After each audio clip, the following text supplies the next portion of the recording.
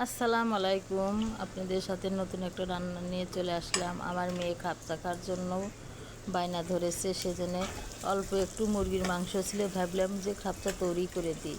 প্রথমে 3 টেবিল চামচ তেল দিয়ে 1 কাপ পেঁয়াজ কুচি দিয়ে হালকা করে ভেজে নিয়ে নিলাম।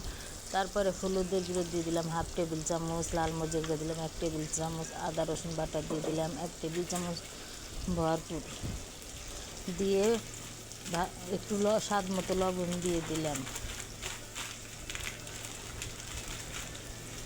এখন ভালোভাবে মশলাগুলো সুন্দর করে মিশিয়ে নেব। ভালোভাবে মিশিয়ে নিয়ে এখন সেই মাংসের পিসগুলো দিয়ে দিচ্ছি।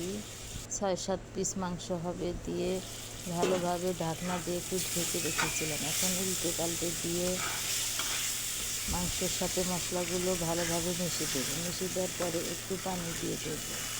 মানে ঝটপট বাসায় আমাদের ড্রেনের কাজ চলতেছে, যে বাসায় ভাড়া থেকে খুবই সমস্যা।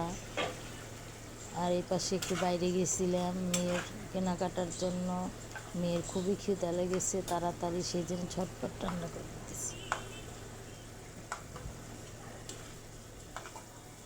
মাংসগুলো সব এক এক উঠিয়ে নিচ্ছি আমি।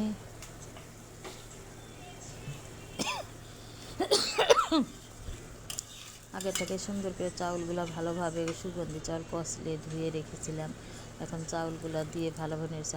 আর একটা প্যানে গরম পানি করেছিলাম, সেটা প্যান সহই ঢেলে দিলাম এর ভিতর।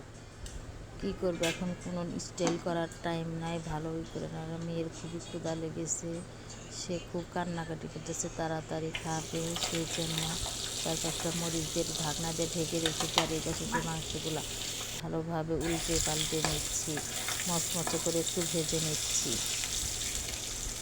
এটা আমি আজকে একদম সহজ ঘরোয়া পদ্ধতিতে খাপসা তৈরি করে দিলাম।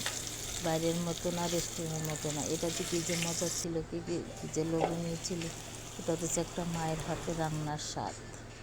বাইরে যাতে আপনি যত্ন করে রান্না, ঘরে একটু অল্প কিছু যত্ন করে রান্না। দেখেন রেসিপিটা যদি ভালো লাগে চ্যানেলটি সাবস্ক্রাইব করুন, কমেন্ট করবেন আর শেয়ার করুন। বিকালে গিয়েছিলাম একটু বাইরে, দেখি যে একটা মাদ্রাসার বাচ্চা নিয়ে একটা আন্টি এই ময়লা পানির সাপ উঠাইতেছে।